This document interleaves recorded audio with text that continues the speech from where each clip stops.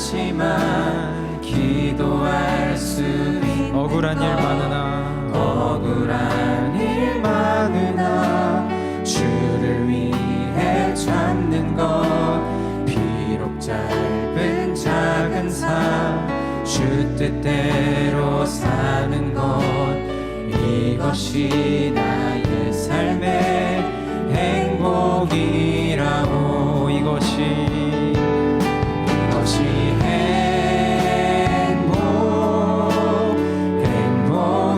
행복이라고 세상은 알 수 없는 하나님 선물 이것이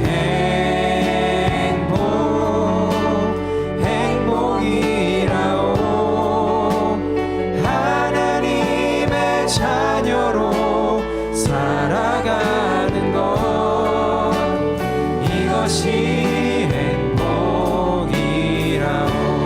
이것이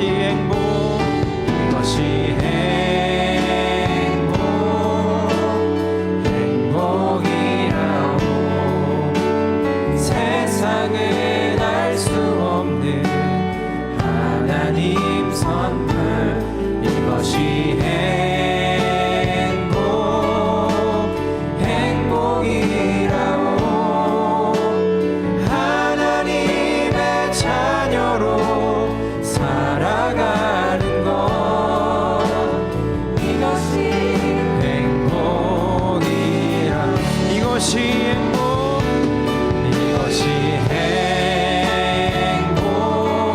행복이라고 세상은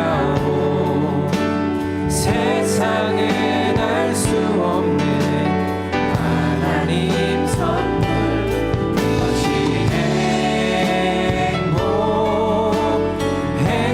행복이라고 하나님의 자녀로 살아가는 것 이것이 행복이라고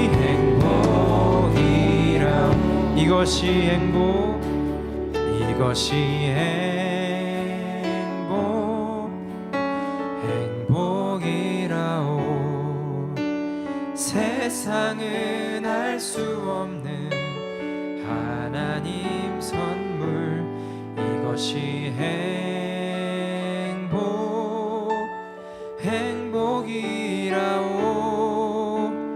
하나님의 자녀로 살아가는 것 이것이 행복이라고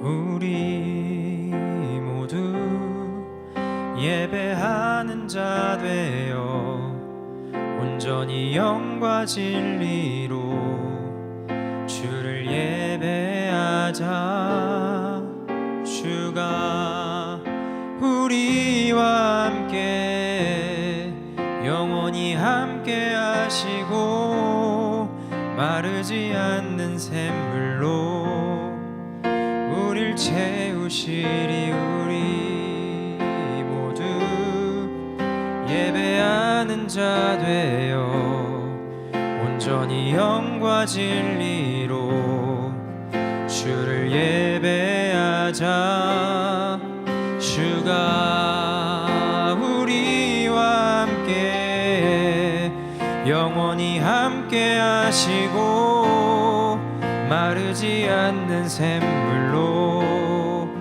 우릴 채우시리라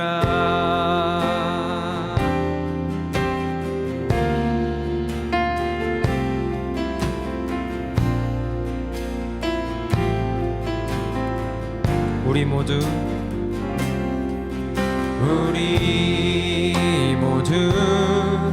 예배하는 자 되어 온전히 영과 진리로 주를 예배하자.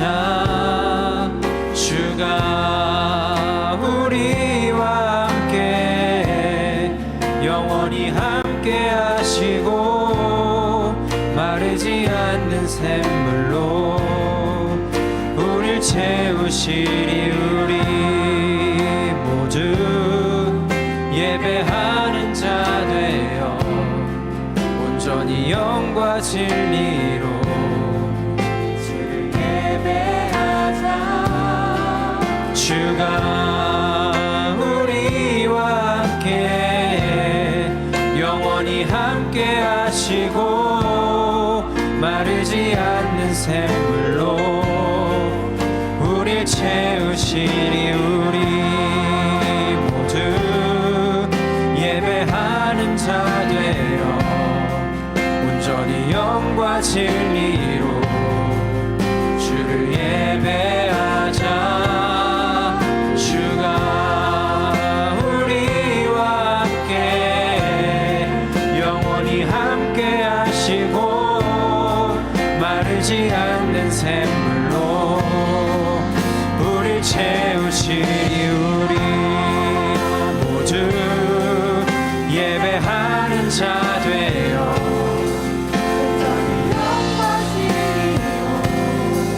주를 예배하자. 주가 우리와 함께 영원히 함께 하시고 마르지 않는 샘물로 우릴 채우시리라. 우리 모두 예배하는 자 되어 온전히 영과 진리로 주를 예배하자. 주가 우리와 함께 영원히 함께 하시고 마르지 않는 샘물로 우릴 채우시니. 우리 모두 예배하는 자 되어 온전히 영과 진리로 주를 예배하자. 주가 우리와 함께 영원히 함께 하시고 마르지 않는 샘물로 우리 모두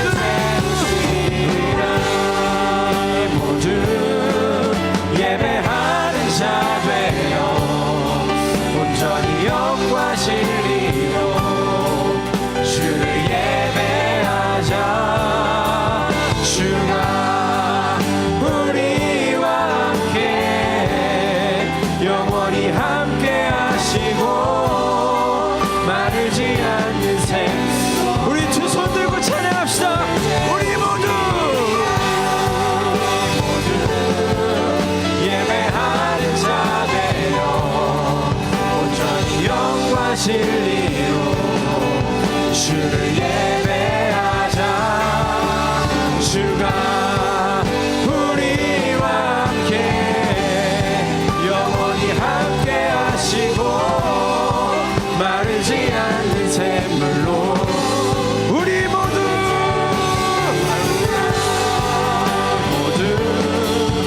예배하는 자 되어 온전히 영과 진리로 주를 예배하자.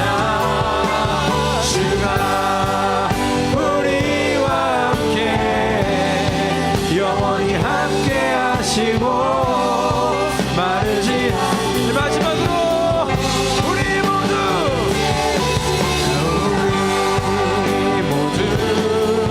예배하는 자 되어 온전히 영과 진리로 주를 예배하자.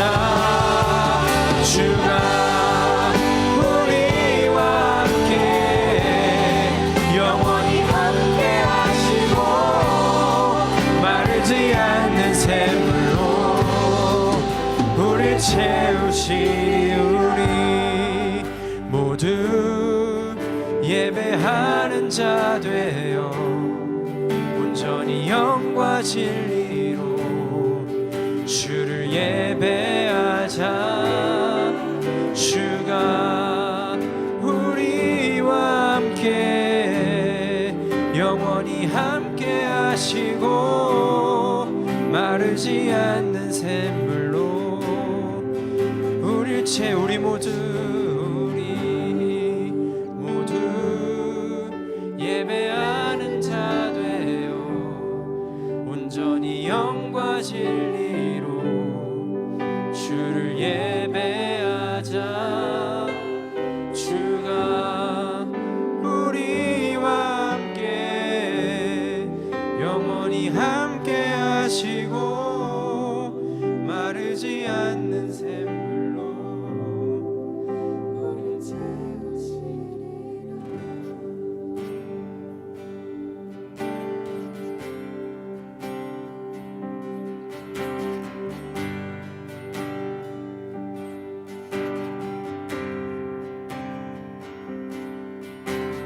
우리 주는 위대하며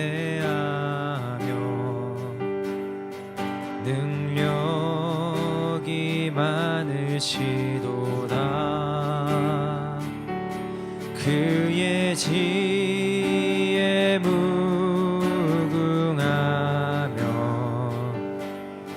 인자는 영원하도다. 상한 자들 고치시며 상처를 싸매시도다. 별들의 수를 세시며 이름을 붙이셨도다. 그가 구름으로 하늘을 덮으시며 땅을 위하여 비 준비하시니 예루살렘아 여호와를 찬송할지어다. 내 하나님을 감사함으로 그 앞에 나가며 주 임재 앞에 경배.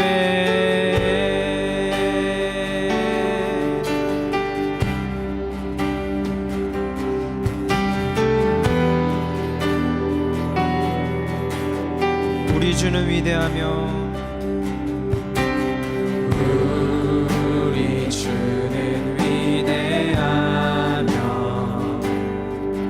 능력이 많으시도다.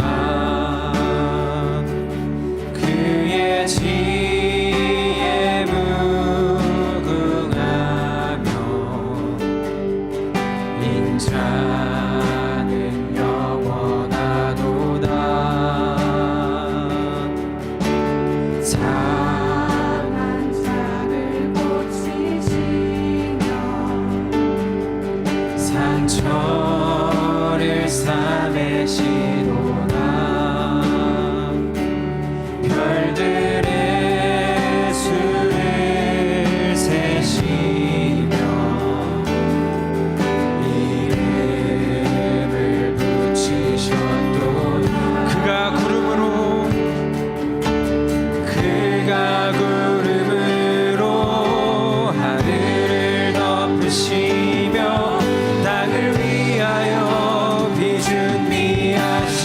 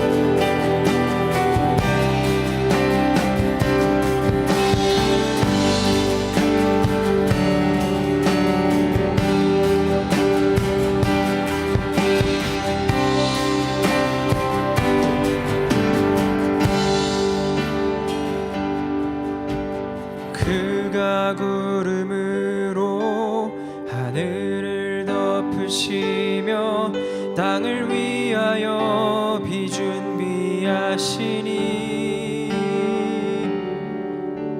그가 구름으로 하늘을 덮으시며 땅을 위하여 비 준비하시니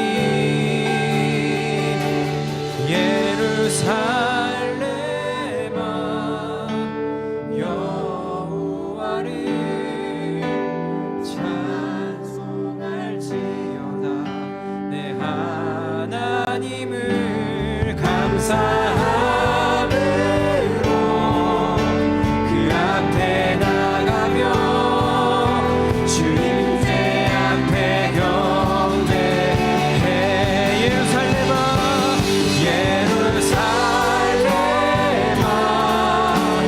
여호와를 찬송할지어다 내 하나님을 감사함으로 그 앞에 나가며 주임제 앞에 경배해 예루살렘아 예루살렘아 여호와를 찬송할지어다 내 하나님을 감사함으로 그 앞에 나가며 주임제 앞에 경배해 예루살렘아 예루살렘아 여호와를 찬송할지어다 내 하나님을 감사함으로 그 앞에 나가며 주임제 앞에 우리 마지막으로 찬양합시다 예루살렘아 예루살렘아 여호와를 찬송할지어다 내 하나님을 감사함으로 주 앞에 나가며 우리 마른 땅에 비를 내려주시는 주님께 우리 감사함으로 우리 기도하며 나아갑시다.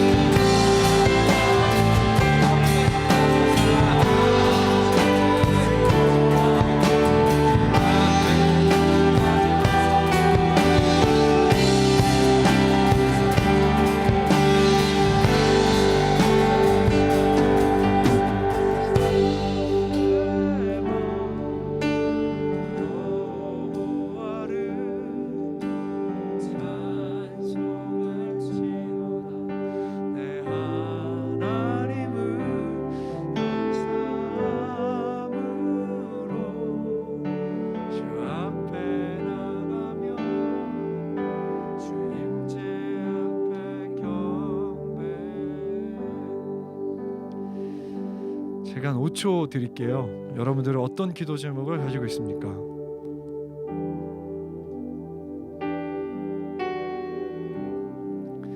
자, 이 시간에 하나님 앞에 우리가 기도해야 될 제목들을 기도하겠습니다. 같이 기도하십시다.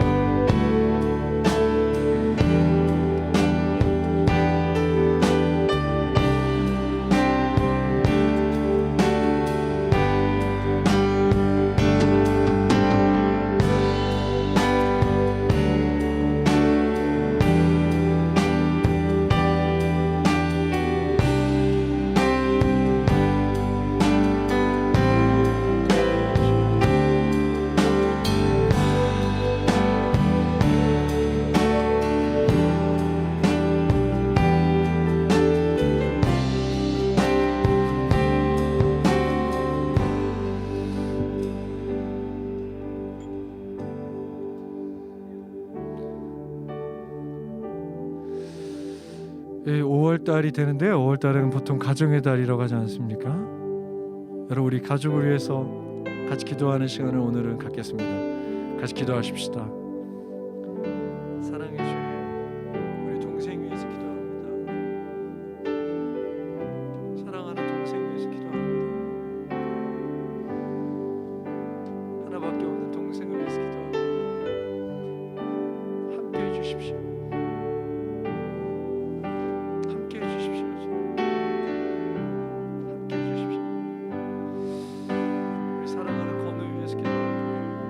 함께 해주십시오. 함께 해주십시오. 우리 사랑하는 가모 위해서 기도합니다. 우리 사랑하는 리나 위해서 기도합니다. 우리 사랑하는 와이프 위해서 기도합니다. 함께 해주십시오. 함께 해주십시오. 함께 해주십시오. 부모님 위해서 기도합니다. 부모님 위해서 기도합니다. 주님 함께 해주십시오. 주님 함께 해주십시오. 우리 조카를 위해서 기도합니다. 함께 해주십시오. 주님 함께 해주십시오.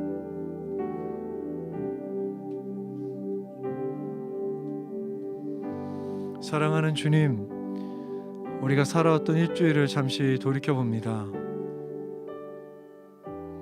우리가 일했던 우리 일터와 또 우리가 함께했던 가정, 우리가 사랑받았는지 또한 사랑을 했었는지, 주님, 우린 모두 다 그 사랑이 필요합니다. 오늘 주의 말씀 들을 때 주께서 채워주시기를 간절히 기도합니다. 삶의 고통 가운데, 또 삶의 어둠 가운데, 때로는 절망이란 단어가 잘 어울리는 삶의 상황 가운데, 누구라도 그런 상황 가운데 여기 힘을 내어 찾아왔다면 오늘 사랑을 받고 돌아가게 해주십시오. 그래서 살아갈 수 있도록, 다시 한번 힘을 낼 수 있도록 도와주십시오. 오늘 함께 하실 주님을 인하여 감사드립니다. 이 모든 말씀 우리 주 예수 그리스도의 이름으로 기도하였습니다.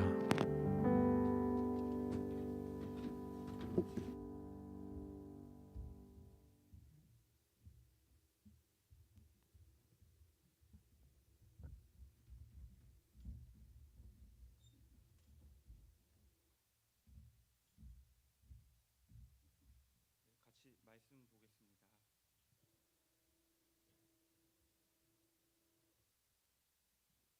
출애굽기 12장이고요.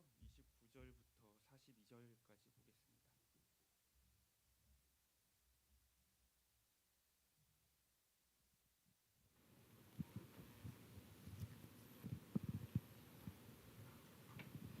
출애굽기 12장 29절부터 42절까지입니다.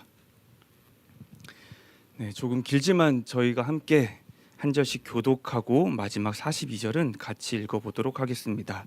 제가 먼저 29절을 읽겠습니다.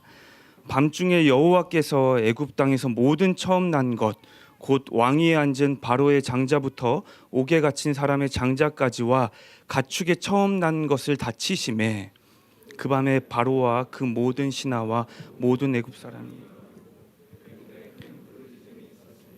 이는 그 나라에 죽임을 당하지 아니한 집이 하나도 없었습니다.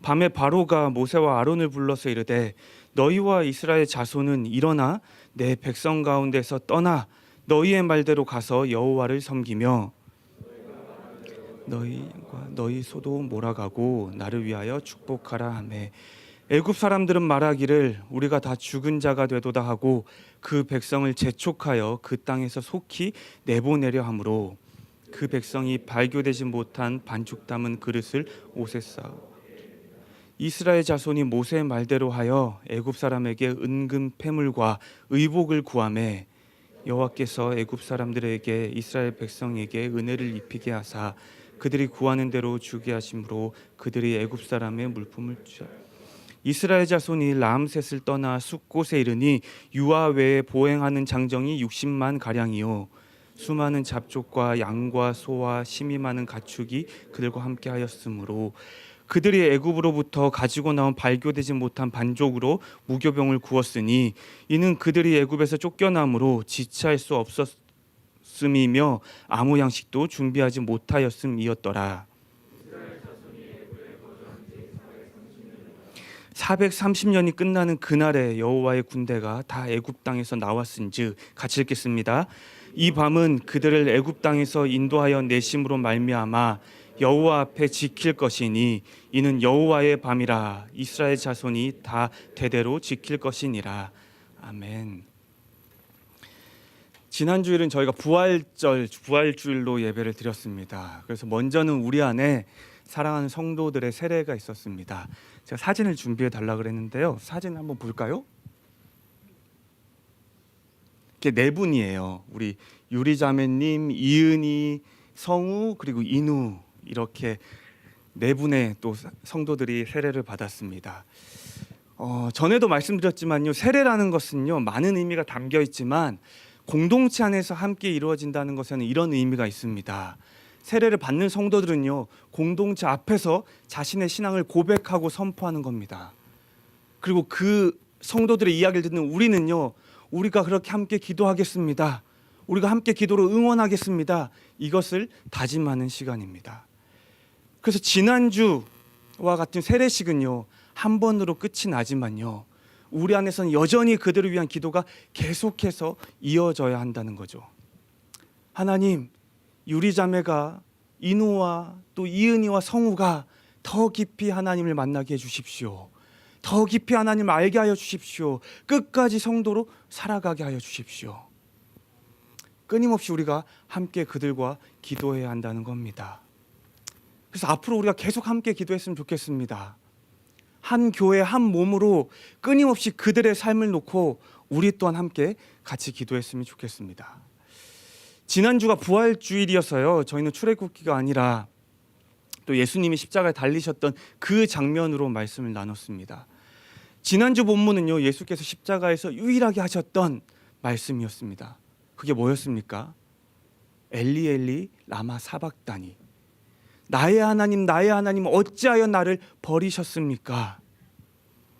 이게 십자가 위에서 예수께서 마지막으로 하셨던 말씀이고요, 유일하게 하셨던 말씀이었습니다.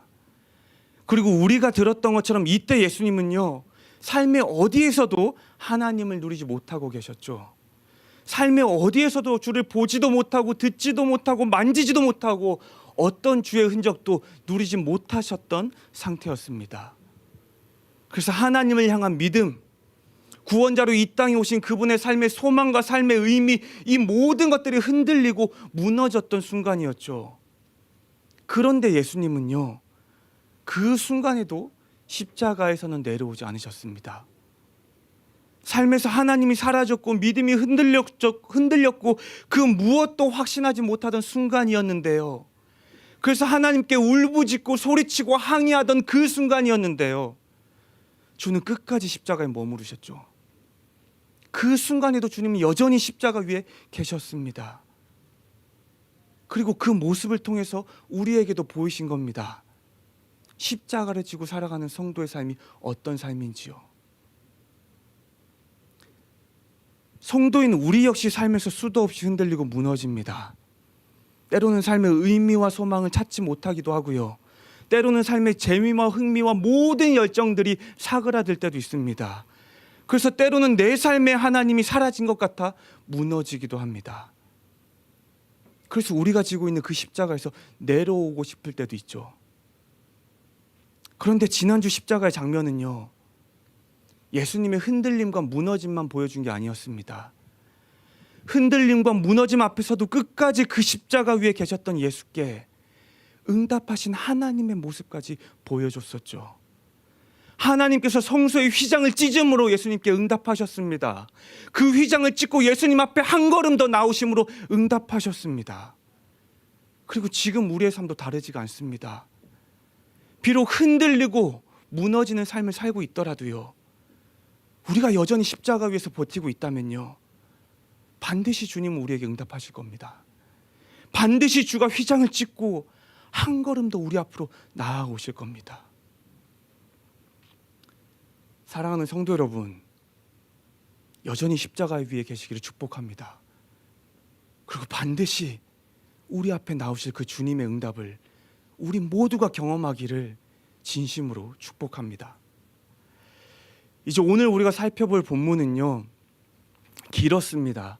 11장부터 시작된 그 10번째 재앙이 마침내 애굽에 일어나는 그 장면을 우리가 함께 살펴보려고 합니다. 그래서 우리가 읽었던 본문 바로 앞 28절을 보면요, 이렇게 기록되어 있습니다. 이스라엘 자손이 물러가서 그대로 행하되 여호와께서 모세와 아론에게 명령하신 대로 행하니라. 여기서 말하는 그들이 행했다는 것은요, 얼마 전 우리가 유월절 설교를 나눴던 것처럼요, 양의 피를 문설주에 바르고 그들이 그 집 안에 그 밤 동안 머물렀음을 말하는 겁니다. 이 명령이 그들에게 주어진 이유가 뭐였다고 했습니까? 애굽 땅에 처음 태어난 초태생, 사람이고 가축이고 처음 태어난 모든 것들을 죽이시겠다는 그 마지막 재앙을 피하기 위해서였습니다. 그래서 지금 이스라엘 백성들은요, 여호와의 명령대로 그들이 행했다는 겁니다. 그리고 나서가 이제 오늘 본문 29절인데요, 마침내 이 마지막 10번째 재앙이 시작됩니다. 밤중에 여호와께서요, 바로의 장자부터 옥에 갇힌 사람의 장자까지, 그리고 가축에 처음 난 모든 것들을 다치기 시작하십니다. 그리고 아마 여호와께서 지금 마지막 이 재앙을 경고하셨다는 것을 애굽 사람들도 이미 알고 있었을 겁니다. 비록 바로는 여호와의 이 경고를 무시하고 외면했지만요, 바로 외에 많은 애굽 사람들은 이 경고를 의식하고 있었을 거예요. 왜냐하면 나의 자녀가 죽을 수도 있는 일이니까요. 한번 상상해 봅시다. 지금은 자정이 너무 깊은 밤중이었어요. 아마도 애굽의 대부분의 부모들은요, 제대로 잠을 자지 못하고 자녀들 옆에 있었을 겁니다. 혹시 오늘 밤에 얘가 죽게 되면 어떡하지? 혹시 오늘 밤에 우리 첫째가 죽게 되면 어떡하지? 이 밤을 잘 넘어가기를 간절함과 두려움으로 자녀 근처에서 그 밤을 지새우고 있었을 거예요. 그런데 밤중에 여호와께서 애굽을 치신 거죠. 그리고 그들의 그 간절한 바람과 달리 하나둘 죽기 시작했을 겁니다. 그리고 애굽의 모두가 이 순간 틀림없이 알게 되었을 거예요. 이것은 분명히 여호와의 일하십니다. 이것은 틀림없이 지금 여호와가 일하고 계시는 거다. 그리고 여호와는 정말로 하나님이시다. 그렇게 이날 애굽 밤에는요, 죽음으로 인한 큰 부르짖음이 있었고요, 죽임을 당하지 않은 집이 하나도 없었다고 성경은 기록하고 있습니다. 그리고 이 죽음 앞에서 바로도 예외는 아니었습니다. 그래서 31절을 보면요, 그때 바로가 모세와 아론을 부릅니다. 그리고 이제 모세에게 어떤 조건도 내걸지 않고 백성과 가축 모두를 데리고 애굽을 떠나 여호와를 섬기라고 말해요. 그리고 33절을 보면요, 애굽 사람들 또한 이스라엘 백성들을 재촉해서 속히 그 땅에서 내보내려고 했대요. 여기까지 살펴봤을 때 지금 이스라엘을 내보내려고 하는 바로와 애굽 사람들의 모습이 어때 보입니까? 되게 다급해 보이지 않습니까? 되게 간절해 보이죠. 그동안은 그렇게도 보내주지 않으려 했던 바로였음에도 불구하고요, 지금은 나가달라고 거의 모세에게 사정하고 있습니다. 또 이스라엘을 평생토록 노예로 부렸던 애굽 사람들도요, 그들이 떠나면 당장에 그들의 삶이 틀림없이 무너지고 힘들어질 텐데도 지금 제발 떠나달라고 재촉해서 부탁하고 있습니다. 그리고 35절부터의 이스라엘 모습을 보면요, 이 상황에서 이제 그들이 뭘 하고 있냐면 떠나기 전에 애굽 사람들에게 은금과 폐물, 그리고 그들의 의복을 구했대요. 그러니까 이 말은요, 지금 이스라엘 백성들이 애굽 사람들에게 그것을 달라고 요구하고 있다는 거예요. 그런데 지금 그들이 요구하고 있는 것들은요, 원래부터 그들의 것이 아니었어요. 그러니까 그들이 애굽 사람에게 맡겨뒀던 것을 다시 달라고 말하고 있는 게 아니라는 거죠. 애굽 사람들의 소유물이었던 은, 금과 폐물, 그들의 의복을 지금 달라고 하는 거예요. 이 장면이 이해가 되십니까? 만약에 제가 여러분들에게 여러분의 것, 여러분의 소유의 귀한 것들을 제가 달라고 한다면 여러분은 어떻게 하시겠습니까? 얼마 전에 차 새로 산 형제가 있어요. 되게 좋은 차예요. 다음 주 그거 타고 강원도 가요. 제가 만약에 그 형제에 가가지고 그거 저 주세요. 그거 저 줘요. 그럼 주겠습니까? 안 주겠습니까? 준다고요? 감사합니다. 진짜 그 차도 좋은 거잖아요. 그죠? 안 주겠죠, 대부분. 저 목사가 미쳤나 할 거예요. 이건 상식적이지 않은 일 아닙니까? 근데 더 웃긴 것은요, 지금 애굽의 모든 사람들이 이 요구에 순순히 응했대요. 그렇다면 이걸로 볼 때 지금 애굽과 이스라엘의 관계가 어때 보입니까? 원래 그들은 어떤 관계였습니까? 주인과 노예의 관계였죠. 애굽 사람이 주인이었어요. 이스라엘이 노예였습니다. 그런데 지금 여전히 이스라엘이 그들의 노예처럼 보입니까? 여전히 바로와 애굽이 그들의 삶을 통치하고 있는 것처럼 보입니까? 아니죠. 완전히 바뀌었습니다. 불과 얼마 전까지만 하더라도, 아니 불과 어제까지만 하더라도요, 그들은 지난 400년 동안 이스라엘을 노예로 부렸어요. 그래서 그들은 마음껏 학대하고 유린했던 게 애굽과 바로였습니다. 근데 지금 어떻게 하고 있습니까? 먼저 그들은요, 이스라엘에게 제발 나가달라고 사정하고 있어요.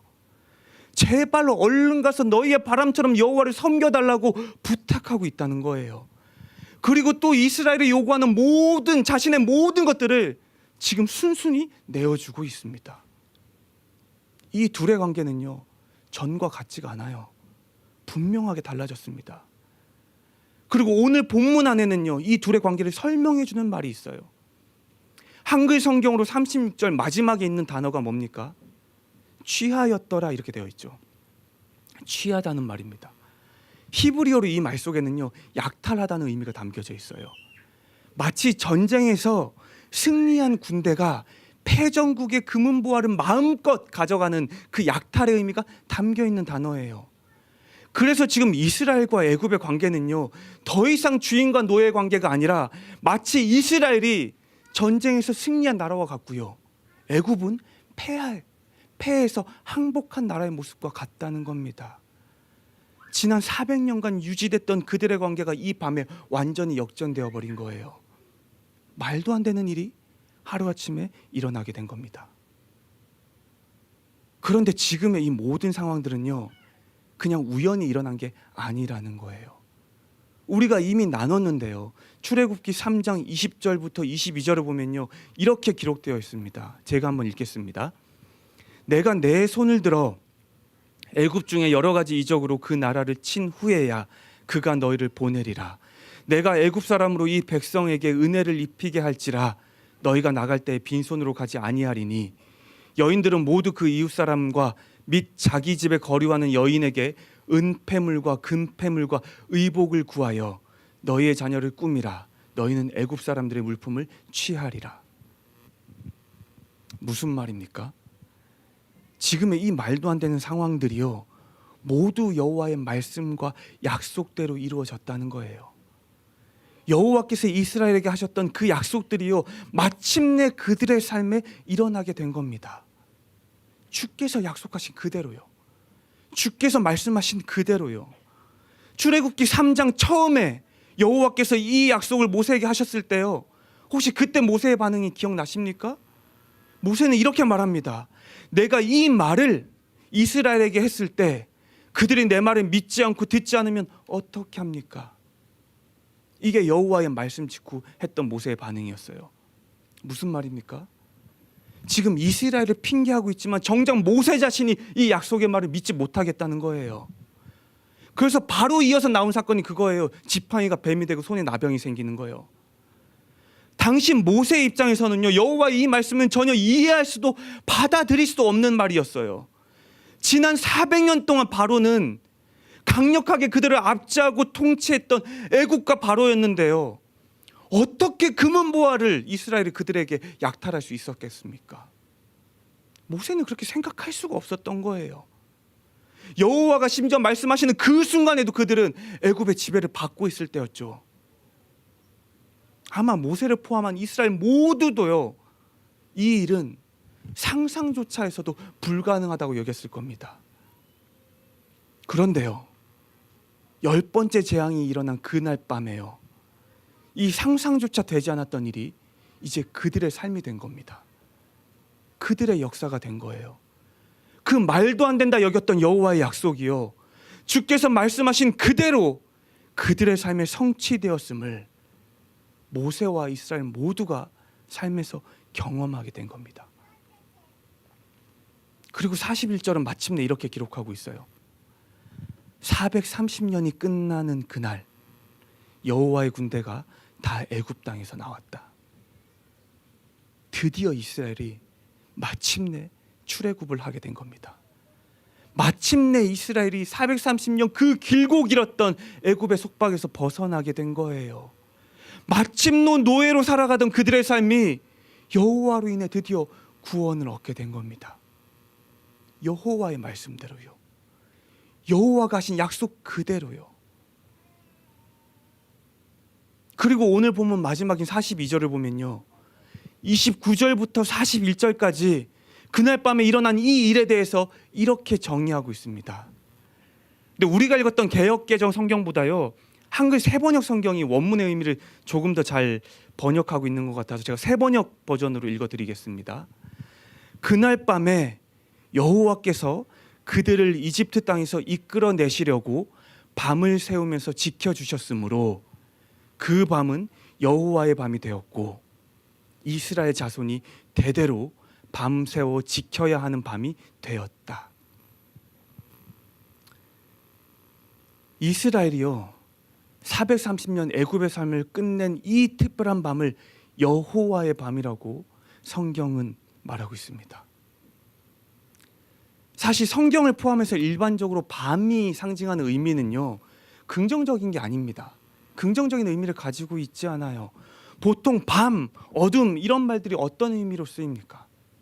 뭐 좌절, 절망, 실패, 고통, 죽음 이런 것들을 상징하고 있죠.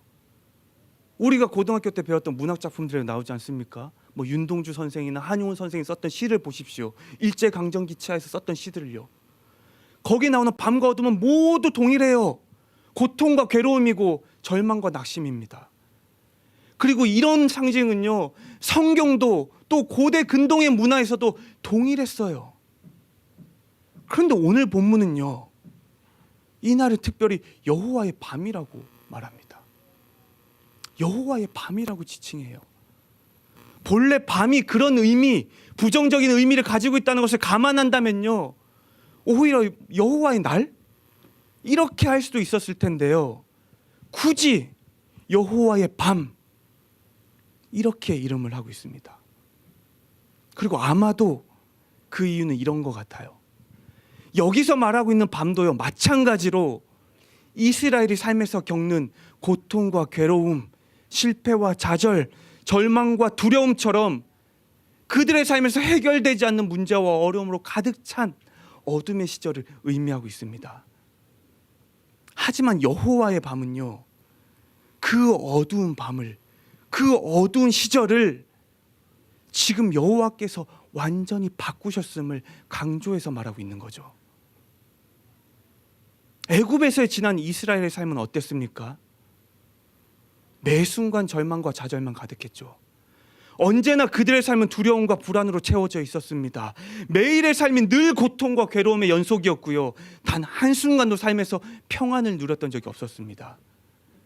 그래서 언제나 깊은 밤과 같은 그들의 삶이었던 거죠. 그래서 그들의 힘으로는 도무지 헤어나올 수 없었던 어둠과 고통의 괴로운 삶 속에서요, 마침내 약속하셨던 대로 여호와께서 틀림없고 또 분명하게 나타나셔서 그들의 삶을 극적으로 바꿔내신 겁니다. 그리고 그것이, 그 날이 지금 성경이 말하고 있는 여호와의 밤이었던 거죠. 그래서 이 밤은요, 주가 그들의 고통과 괴로움을 끊어내신 밤입니다. 주가 그들의 절망과 좌절을 소망으로 바꿔내신 밤이에요. 주가 그들의 두려움과 불안을 평안으로 채워내신 밤이고요, 그것이 바로 여호와의 밤이라는 겁니다. 그래서 또한 이 밤은요, 여호와로 인해 그들의 삶이 소망으로 가득 차게 된 밤이죠. 여호와로 인해 그들의 삶이 기쁨과 감사함으로 가득 차게 된 날입니다. 그리고 주를 향한 분명한 믿음과 확신의 밤이었을 테고요, 그들을 얽매는 것들로부터의 구원과 자유함을 마침내 누리게 된 그 밤이었을 겁니다. 그래서 성경은요, 이 밤을요, 여호와의 밤이라고 말하는 겁니다. 여호와로 인해 그들의 어둠을 이겨낸 밤, 여호와로 인해 그들의 삶에서 어둠을 물려쳐낸 밤. 사랑하는 여러분, 혹시 우리 삶에도 여호와의 밤이라고 고백할 만한 순간이 있습니까? 내 삶에 깊은 어둠이 찾아왔을 때요, 그 삶이 괴롭고요, 고통스러웠고요, 또 불안했고요, 염려와 공포가 가득했고요, 단 한순간도 삶에서 평안을 찾기 어려웠던 그런 날에요, 주가 찾아오셔서 그 밤을 바꿔놓으셨던 적이 있습니까? 절대로 끊어낼 수 없던 나의 문제들을요, 절대로 내 스스로 해결할 수 없다 여겼던 내 삶의 올무들을요, 주가 친히 오셔서 끊어내셨던 밤이 있습니까? 저는 최근에는요, 얼마 전 설교 때 나눴던 것처럼 올 초에 겪었던 그런 우울함이었어요. 그때 주가 찾아오셔서 말씀해 주셨어요. 내가 늘 너를 비추고 있다. 내가 늘 너와 함께하고 있다. 주가 빛으로 찾아오셨던 그날이 저에게는 여호와의 밤이었죠. 그리고 제 삶의 오래된 간증 중에 하나죠. 저희 첫째가 처음 태어나서 한쪽 팔이 펴지지 않았을 때요. 그래서 이제 내일 대학병원에 가서 마지막 검사를 받아야 할 때요, 그 새벽에 두려워서 잠에서 기도밖에 할 수 없었는데요, 그날 주가 말도 안 되는 일을 그 아이의 몸 가운데 행하셨어요. 그날 또한 저에게는 여호와의 밤이었던 거죠. 그리고 더 오래전에는요, 이 교회를 개척하기 위해 잠시 해외에 나가서 훈련을 받았을 텐데요, 너무나도 초라하고 볼품없는 제 모습에 지칠 대로 지쳐서요, 도망가고 싶은 날이 있었어요. 나도 잘하고 싶은데 잘 안 되고요, 나도 좀 빛나고 싶은데 나는 전혀 빛이 보이지 않는다 여겨졌던 그런 자존감이 바닥인 날이 있었습니다. 근데 그 추운 겨울날 주님이 저를 찾아오셨어요. 그리고 그때도 말씀해 주셨어요. 너는 이미 내 안에서 충분히 빛나고 있다. 충분히 잘하고 있다. 제 삶에는 이런 여호와의 밤들이 있었습니다. 끊이지 않는 삶의 고통과 괴로움, 좌절과 절망, 우울과 상처 가운데서요, 제 힘으로 해결되지 않는 삶의 수많은 문제들 앞에서요, 오늘 이스라엘처럼 주가 저를 찾아오셔서 그것들을 만져주시고 가져가 주시고 끊어져 주신 그 날들이 제 삶에도 분명히 있습니다. 여러분 삶에도 이런 날이 있었습니까? 내 삶에 일하셨던 주님을 분명하게 누린 날이요, 그리고 그 주님의 일하심으로 삶의 고통과 어려움으로부터 벗어난 날이요, 어둡던 내 삶에 주가 찾아오셨던 분명한 날이요, 그래서 나의 고통과 괴로움을 주가 손수 끊어주신 날이요, 내 안의 절망을 소망으로 바꿔주셨고요, 두려움과 불안으로 가득 찬 내 삶을 평안으로 바꿔주신 날이요.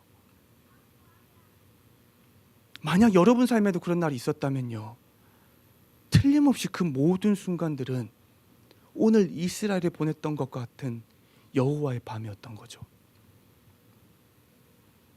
여러분의 삶에서는 언제가 여호와의 밤이었습니까? 잠깐만 생각해 볼까요? 언제였습니까? 어떤 사건이었습니까?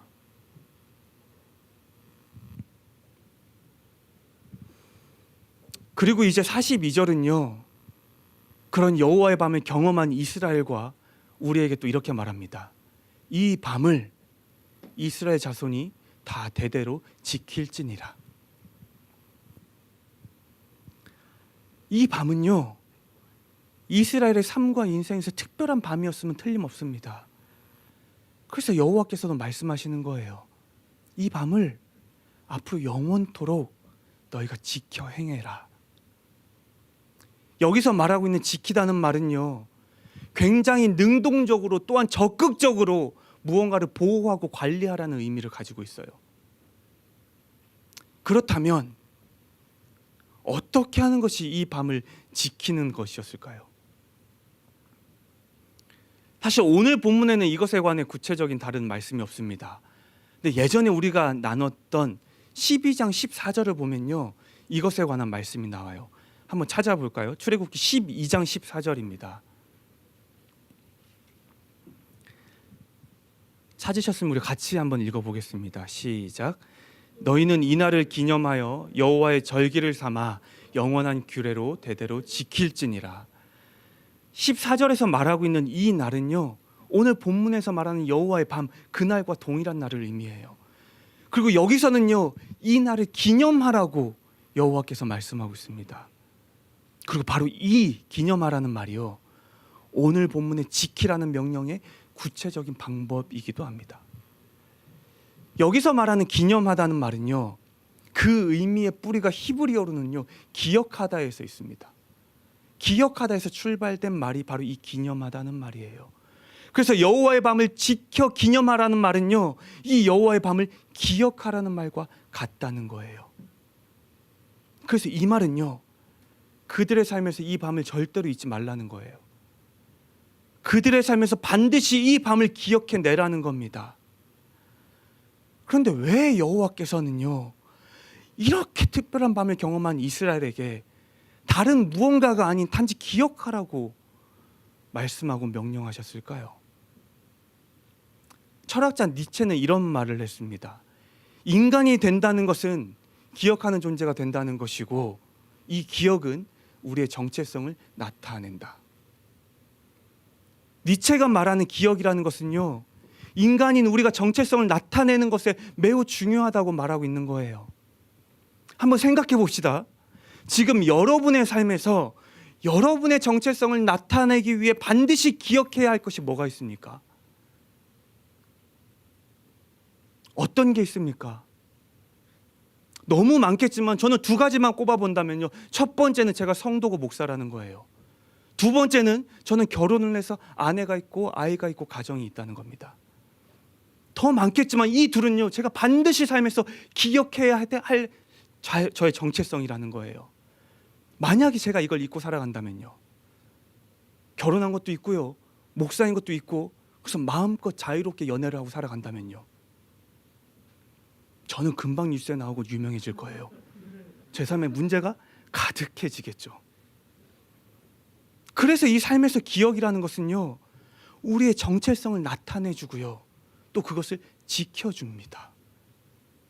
그럼 이스라엘의 정체성은 뭔데요? 이스라엘은 어떤 존재인데요? 그 답을 주께서는 이 여호와의 밤을 통해 그들에게 알게 하신 겁니다. 그들의 정체성은요, 하나님이 지키시고 돌보시는 존재라는 거예요. 그들의 정체성은요, 그들의 고통과 괴로움, 울부짖음을 주님이 들으시는 존재라는 겁니다. 그들의 정체성은요, 그것을 들으셨던 주께서 그들을 위해 친히 일하시는 존재가 바로 이스라엘이라는 겁니다. 그래서 이 기억하라는 명령은요, 먼저 그들의 존재와 정체성에 관한 명령입니다. 네가 어떤 존재인지 기억해라. 너는 여호와 하나님, 내가 반드시 지키고 돌보고 인도하는 존재라는 것을 너는 영원토록 기억해라. 이것이 기억하라는 명령의 의미입니다.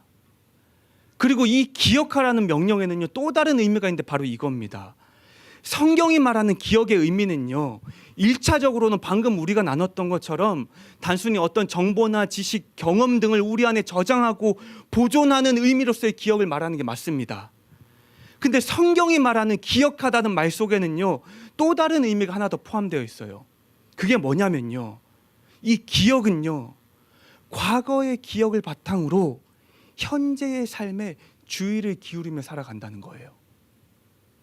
뭐라고요? 과거의 기억을 바탕으로요, 지금 현재의 삶을 살아간다는 의미가 담겨 있는 단어예요. 그러니까 성경에서의 기억하다는 말은요, 단순히 어떤 정보나 지식을 저장하고 보존해서 그 상태를 유지하는 수동적인 태도만이 아니라 저장된 기억을 바탕으로 현재의 삶을 살아가는 능동적인 삶의 태도까지를 말하고 있다는 겁니다. 그래서 지금 여호와께서 명령하신 기억하라는 것은요, 단순히 과거의 어떤 순간을 회상하고 추억하는 도구로서의 기억만을 말하는 게 아니라는 거죠. 이 기억은요, 우리가 삶을 살아갈 때요, 끊임없이 과거의 그 기억들을 현재의 우리의 삶으로 적극적으로 가져오라는 겁니다. 그래서 그 기억을 바탕으로요, 지금 우리의 삶 앞에 놓여진 무언가를 선택하고 결정해내라는 거예요. 그렇게 능동적인 삶을 살아내라는 겁니다. 그것이 성경이 말하는 기억하다는 말의 의미라는 거예요. 그래서 지금 여호와께서 출애굽의 이 밤을 기억하라 말씀하신 것은요, 앞으로 그들이 살아갈 삶에서 오늘의 이 밤을 적극적으로 기억함으로 그 기억을 가지고 삶을 선택하고 결정하며 살아가라는 거예요. 오늘 사건을 통해 그들이 기억해야 될 게 뭔데요? 주가 그들을 고통 가운데 지키셨다는 거예요. 주가 그들을 괴로움 가운데 돌보셨다는 거예요. 주는 그분이 하신 약속을 반드시 이루신다는 거예요. 그래서 마침내 그들의 삶을 구원하셨다는 거예요. 그것이 여호와의 밤이었고 그것을 앞으로의 삶에서 기억하라는 겁니다. 의심의 여지 없이 어떤 날보다 내 삶의 주의 일하심을 분명히 고백할 수 있었던 이 밤의 기억들을요, 이제로부터 살아갈 그들의 삶에도 영원토록 기억해내라는 거죠. 내 삶에 끊이지 않던 고통과 괴로움을 주께서 반드시 틀림없이 끊어내셨던 이 밤의 기억을요, 앞으로 삶에서도 끊임없이 기억해내라는 겁니다. 말도 안 될 것 같은 주님의 그 약속을 주님이 내 삶에 성취하셨던 이 밤을요, 이제로부터 영원토록 잊지 말고 기억하라는 거예요. 그래서 앞으로 그들의 삶에서 이 밤에 여호와께서 그들에게 베푸셨던 이 모든 은혜들을 기억함으로요, 그 기억으로 매일의 삶에서 무언가를 선택하고 결정하며 살아가라는 겁니다. 그것이 마지막 재앙이 애굽에 일어나던 날, 그래서 그들이 마침내 애굽에서 나오던 그날 밤에 여호와께서 그들에게 하신 명령이었습니다. 오늘 이 여호와의 밤을 너는 영원히 기억해라. 그리고 우리 역시 지난 삶에 이와 같은 여호와의 밤을 경험한 적이 있다면요, 주님은 지금 우리에게도 동일하게 말씀하십니다. 그 여호와의 밤을 기억해라. 과거의 그 여호와의 밤을 과거에만 두지 말고 지금 꺼내어 기억해라. 사랑하는 여러분, 아까 우리가 잠시 떠올려 봤던 각자의 삶에서의 여호와의 밤을요, 우리는 여전히 오늘도 잘 기억하며 살아가고 있습니까? 이 설교를 준비하면서 가장 많이 고민했던 것은요, 왜 하필 이렇게 중요하고 이렇게 특별한 사건 뒤에 나온 첫 번째 명령이 이것을 기억하라는 것이었을까 하는 거였어요. 처음에는 이런 생각을 했습니다. 우리가 이것을 기억하면 여호와께 뭔가 좀 더 좋아지는 게 있을까? 흔히 우리가 말하는 것처럼 이 기억으로 우리가 주께 영광을 돌리거나 주의 나라를 막 더 세우거나 확장하는 것처럼 이 명령을 통해 주님이 우리에게 그런 것을 기대하실까? 그런 생각을 처음 했습니다. 생각해보니 그럴 수 있다 싶기도 했어요. 우리가 주님을 기억하고 그 기억으로 바탕으로 삶을 살다 보면요, 그래도 조금은 더 주님께 영광을 돌리게 될 것 같고요, 조금은 더 주님의 나라를 위해 살 것 같고요, 조금은 더 내 삶을 통해 주님의 나라가 넓어질 것 같다는 생각이 들기도 했습니다. 그런데요, 더 생각하고 더 고민하다 보니까요, 이런 답이 나왔어요. 어쩌면 이 여호와의 밤을 기억하라는 명령은요, 이제 막 출애굽을 시작한 이스라엘 그들을 위한 주님의 사랑이 아니었나 하는 생각이었어요. 우리가 알듯이요, 이제 그들은 앞으로 40년 동안 광야에서의 삶을 살아가야 됩니다. 그리고 이 광야의 삶은 결코 녹록지가 않아요. 그래서 그들은 곧 자신의 상황에 원망하고 그 원망을 모세와 여호와께 돌리게 됩니다. 16장과 17장을 보면요, 마실 물이 없고 먹을 음식이 없을 때요, 이스라엘은 곧바로 말을 해요. 왜 우리를 애굽 밖으로 데려나와 죽이려 합니까? 왜 잘 살고 있는 우리를 끄집어내서 죽이려고 합니까? 그들은 정말로 며칠 지나지 않아 곧바로 여호와께 이런 원망을 쏟아냈습니다. 그리고 여호와를 향한 그들의 이 원망 속에는요, 그들의 삶에서 겪고 있는 그들의 좌절과 절망이 담겨 있고요, 그들의 삶에 가득한 불안과 두려움이 또 담겨 있고요, 그들 안에 있는 실패와 죽음에 대한 공포 또한 담겨 있었습니다. 마치 그들이요, 애굽에서 노예로 살던 때와 같이요. 그래서 그들의 삶에서 여호와를 경험하지 못하고 여호와라는 존재를 알지 못했던 그때처럼요, 그들의 삶에 분명하게 나타나시고 또 일하셨던 여호와 하나님을 경험하지 못했던 그 날들처럼요, 이스라엘의 상태가 다시 돌아가 버리게 된 거죠.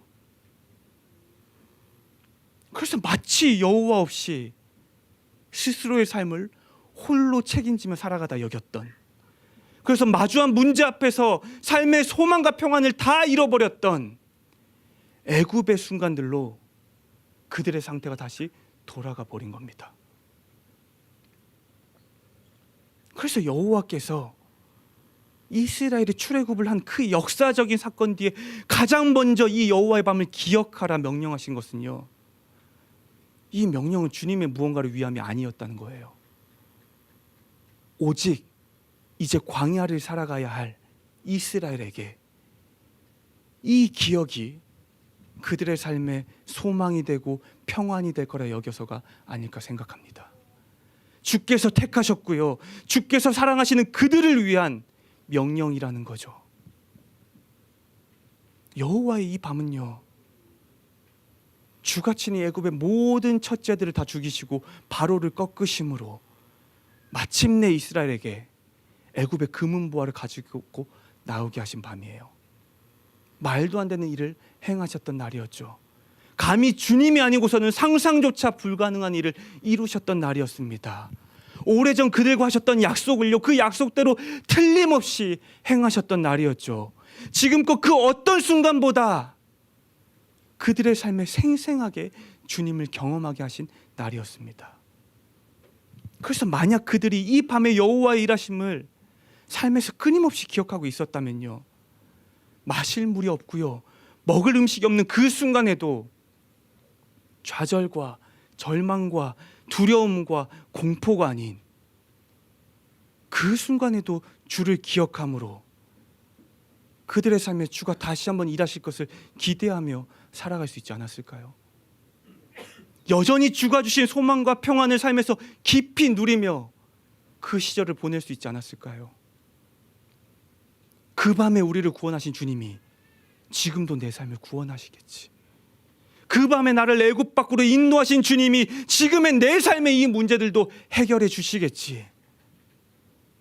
이 기억이요, 삶의 또 다른 문제 앞에선 이스라엘을 위로하고 그들을 평안케 만들어줬을 겁니다. 사랑하는 여러분, 우리의 삶 또한 광야를 걸어가는 이스라엘과 다르지 않습니다. 삶의 모든 순간이 녹록지 않고요, 언제 어디서든 알 수 없는 수많은 문제와 어려움들이 예고 없이 우리의 삶에 찾아오기도 합니다. 그래서 때로는요, 마실 물과 먹을 음식이 없었던 이스라엘처럼요, 우리 삶에도 단 한 번도 생각하지 못했던 커다란 문제가 찾아와서요, 다시 우리를 여호와의 밤을 경험하지도 못했던 이전의 상태로 되돌려 놓기도 합니다. 그래서 다시 우리의 삶에 좌절과 절망이 가득하고요, 다시 불안과 두려움으로 가득하고요, 어디에서도 소망을 찾을 수가 없고요, 삶의 평안을 모두 잃어버린 채 살아가게 만들죠. 그리고 어쩌면 우리 중 누군가에게는요, 오늘이 바로 그런 날인지도 모르겠습니다. 최근에 만났던 분 중에 몇 분이 이런 말씀을 해주셨어요. 목사님, 너무 힘들어서 이제는 기도조차 하기 싫어요. 그래서 더 이상 제 삶에 하나님이 일하시기를 기대하는 것조차 버겁습니다. 더 이상 이런 삶에서 예배를 드리는 것은 무의미한 것 같아요. 더 이상 제가 하나님을 알기 위해 애쓰는 것 또한 의미가 없는 것 같습니다. 너무 힘드니까요. 너무 삶이 어려우니까요. 그분들이 저에게 그 말을 하시던 그 순간에는요, 그저 듣는 것만이 제 일이라고 생각해서 아무 말도 하지 못했습니다. 조심스러웠죠. 제가 그분들의 힘듦을 다 이해하는 것도 아닌데 어떤 이야기를 한다는 게 되게 조심스러웠습니다. 하지만 오늘 이 자리를 빌어서 말씀드린다면요, 사랑하는 여러분, 지금 당장의 삶이 어떻게든 이해되지도 이해할 수도 없는 순간이라 할지라도요, 지난 우리 삶에서 분명했던 여호와의 밤을 기억하십시오. 주가 우리를 위해 일하셨던 분명한 그 여호와의 밤을 기억하십시오. 주가 틀림없이 우리를 지키고 보호하셨던 그 밤을 기억하십시오. 주가 나의 고통과 괴로움과 절망에서 자유케 하셨던 그 밤을요, 그리고 내 삶을 평안케 만드셨던 그 밤을요, 제발 기억하십시오. 그리고 그 주님은요, 변치 않으시는 신실하신 하나님이심을 또한 기억하십시오. 그래서 그 밤에 일하셨던 여호와 하나님께서요, 동일하게 오늘 우리 삶에도 함께하고 계심을 제발 기억해 내십시오. 그래서 그 기억으로요, 다시금 지금 우리의 삶에 주의 일하심을 기대할 수 있기를 진심으로 축복합니다. 다시 우리의 삶에 주로 인해 평안이 찾아오기를 진심으로 축복합니다. 여러분의 삶에 여호와의 밤은 언제였습니까? 이 시간 우리 같이 찬양하고 또 기도할 때요, 그 여호와의 밤의 기억이 다시 우리 안을 가득 채우기를 기대합니다.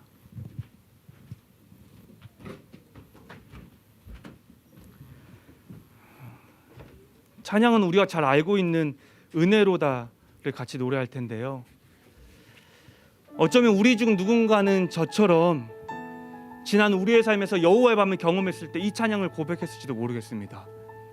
이 모든 것이 하나님의 은혜입니다. 지금은 하나님의 은혜가 내 삶에 가득합니다. 하나님이 나를 지키시고 도우셨습니다. 주가 일하셨습니다. 틀림없습니다. 주는 살아계십니다. 주는 나의 하나님이십니다. 나의 아버지십니다. 나를 외면한 적이 없으십니다. 어느 날 여호와의 밤에 우리가 그 여호와의 일하심을 분명하게 느꼈을 때 누군가는 저처럼 이 찬양이 끊임없이 입술로 고백했을지도 모르겠습니다.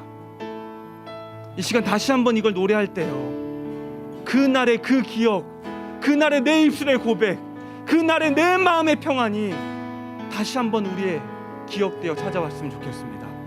같이 노래하겠습니다.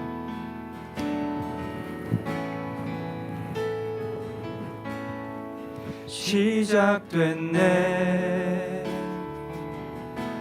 우리 주님의 능력이 나의 삶을 다스리고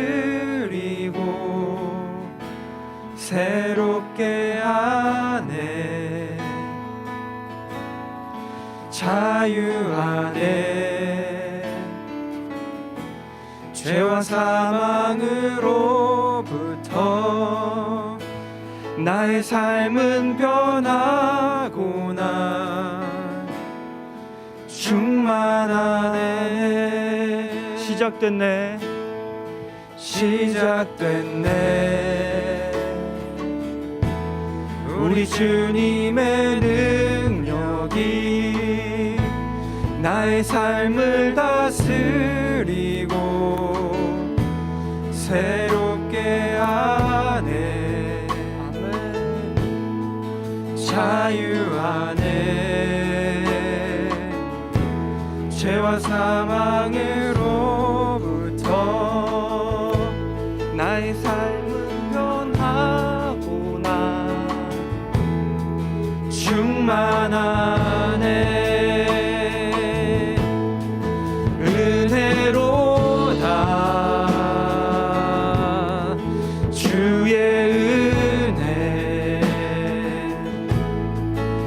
한량 없는 주의 은혜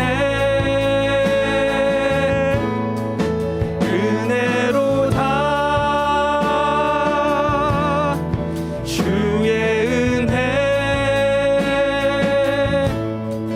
변함없는 신실하신 주의 은혜 다시 한번 찬양하겠습니다. 시작됐네 우리 주님의 능력이 나의 삶을 다스리고 새롭게 하네 자유 안에 죄와 사망으로부터 나의 삶은 변하고나 충만하네 은혜로다 주의 은혜 한량 없는 주의 은혜 은혜로다 주의 은혜 변함없는 신실하신 주의 은혜 은혜로다 주의 은혜 한량 없는 주의 은혜 은혜로다 주의 은혜 변함없는 신실하신 주의 은혜 은혜로다 주의 은혜 아멘 한량 없는 주의 은혜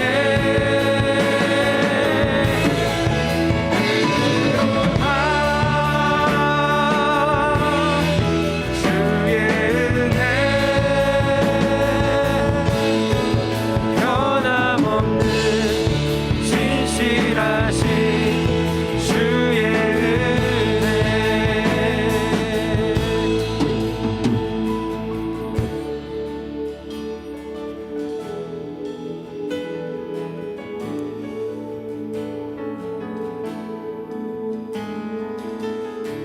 사랑하는 여러분,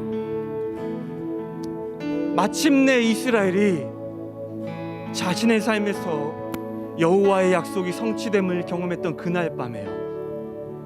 길고 길었던 애굽의 속박에서 마침내 구원을 얻게 된 그날 밤에요. 애굽 사람들조차 이것은 하나님이 일하십니다 고백했을 그날 밤에요. 여호와가 처음 그들에게 하신 명령은 이 여호와의 밤을 기억하라는 거였습니다.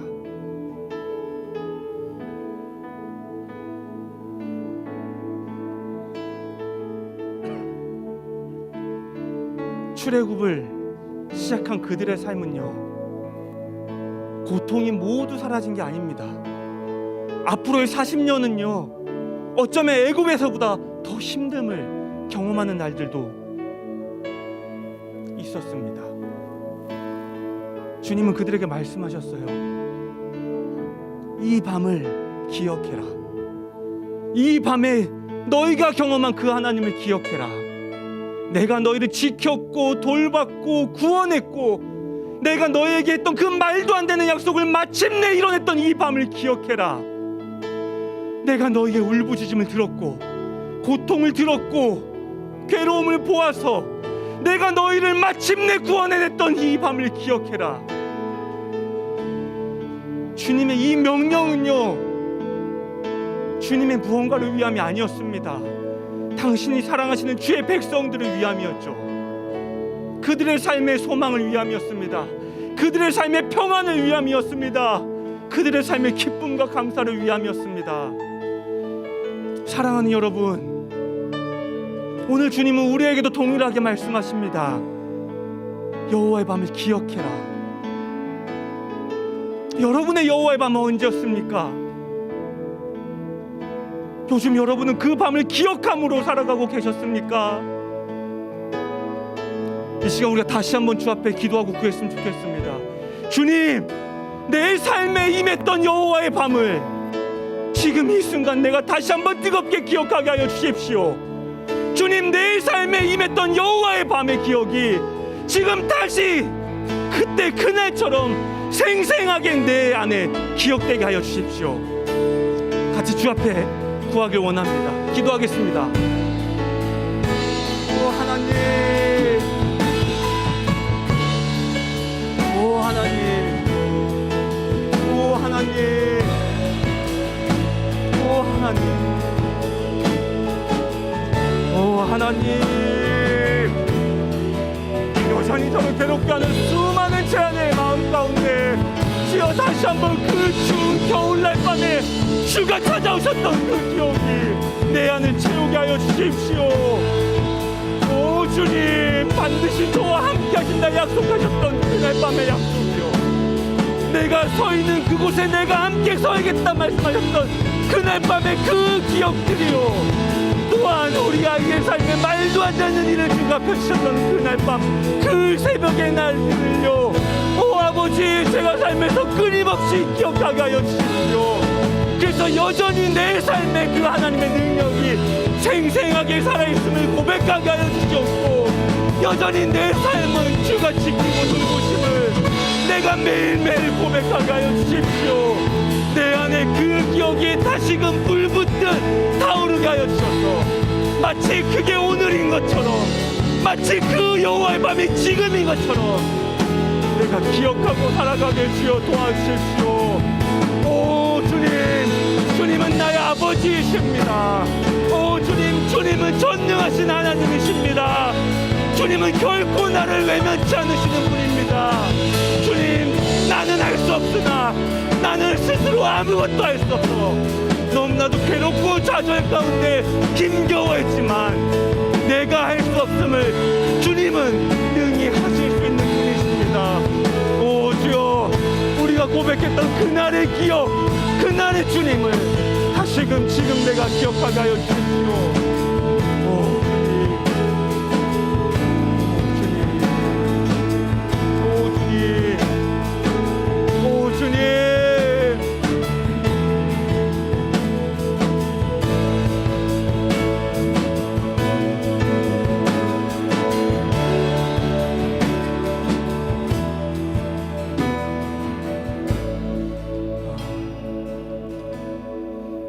여호와께서 명령하신 기억하다는 것은요, 단순히 추억하는 것에 의미가 있는 게 아니라고 했습니다. 그 기억을요, 지금의 우리의 삶으로 끊임없이 가져오는 거죠. 그리고 그 기억을 바탕으로 우리가 성도의 삶에서 선택과 결정을 하는 겁니다.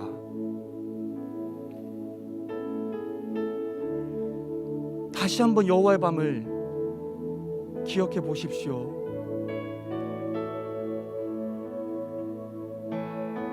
그리고 요즘에 우리가 머뭇거리고 있거나 고민하고 있는 선택과 문제들을 그 앞에 한번 놓아 보십시오.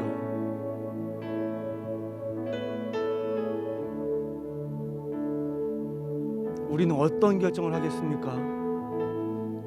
우리는 어떤 선택을 하겠습니까? 두려울 수 있을 겁니다. 선택 앞에서요. 염려가 될 수도 있겠죠. 하고 싶지 않을 수도 있을 겁니다. 하지만 다시 우리가 그날의 여호와의 밤을, 그 기억을 가지고 와서 이것을 앞에 세워 놓아 본다면요, 그래도 우리가 뭘 선택해야 될지, 뭘 결정해야 될지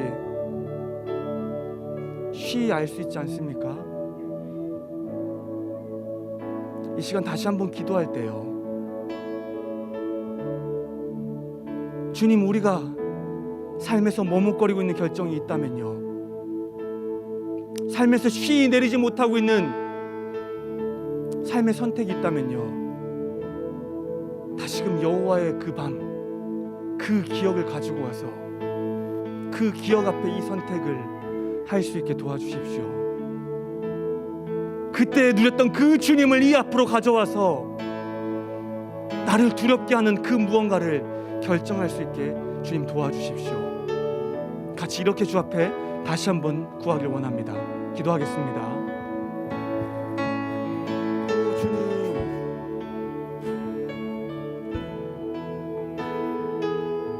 오 주님, 오 주님,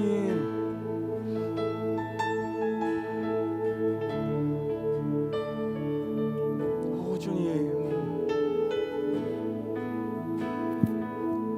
주님을 신뢰함으로 포기했던 수많은 삶의 결정들이 다시금 포기되지 않은 채로 제 삶에 남아 있습니다. 주님, 그 밤의 주를 기억하길 원합니다. 그리고 이것들 앞에 제가 다시 한번 결정하게 하여 주십시오. 이것들이 주는 두려움이 저를 삼키지 못하게 하여 주시고, 이것들이 주는 염려가 저를 뒤덮지 못하게 하여 주십시오.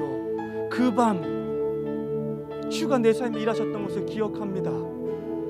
그리고 그 주님이 여전히 내 삶 가운데 함께하고 계심을 기억합니다. 그리고 다시금 이것을 결정하겠습니다. 다시금 이것을 주 앞에서 결정하겠습니다. 다시금 이것을 주님이 기뻐하시는 그 선택으로 내 삶에 결정하겠습니다. 오 주님,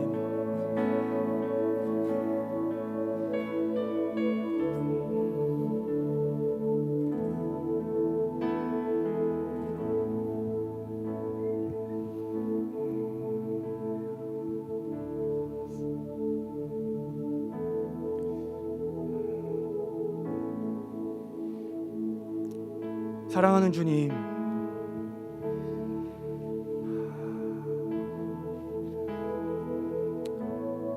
우리 인간은 어쩔 수 없이 매일 매 순간 수많은 것들을 잊어버리며 살아갑니다.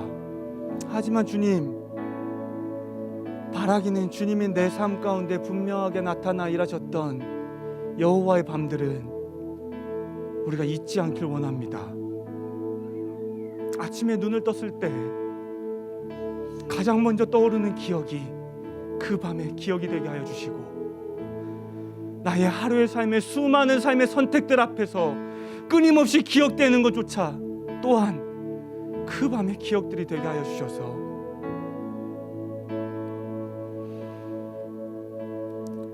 다시금 우리의 삶이 그 밤을 경험하지 못했던 것 때와 같이 절망과 좌절, 두려움과 염려, 고통과 괴로움, 이런 것들에 속박되는 것이 아니라 마침내 내가 그날 밤 주를 경험함으로 누렸던 기쁨과 감사, 평안과 소망이 가득한 삶을 매일 우리 저와 사랑하는 성도들이 살아갈 수 있도록 주여 도와주십시오.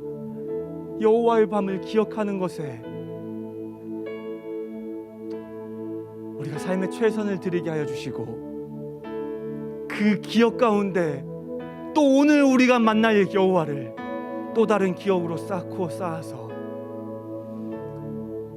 우리 삶의 가장 많은 것들이 여호와의 밤에 대한 기억이 될 수 있도록 주여 인도하여 주십시오. 특별히 지금의 삶이 너무나도 고통스럽고 괴로워서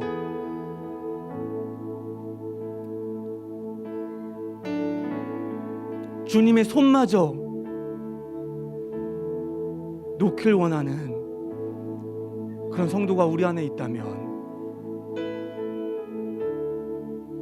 주여 이 시간 그들의 삶 가운데 찾아가셔서 다시 생생하게 기억나게 하여 주십시오. 여호와의 밤, 주가 무엇을 하셨고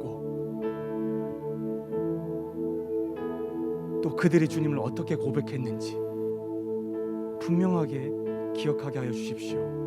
그래서 이 시절을 그 주님과 함께 담대히 이겨낼 수 있도록 주님 또한 도와주십시오. 감사드립니다. 주님, 이 모든 말씀 살아계신 예수님 이름으로 기도드렸습니다. 아멘. 예, 이제 옆에 있는 분들과 오늘 주신 생각에 대해서 한 7분 정도 나눠볼 텐데요. 우리 아이들 부모님이랑 함께 앞으로 나오시면 함께 또 이야기하겠습니다. 시작하겠습니다.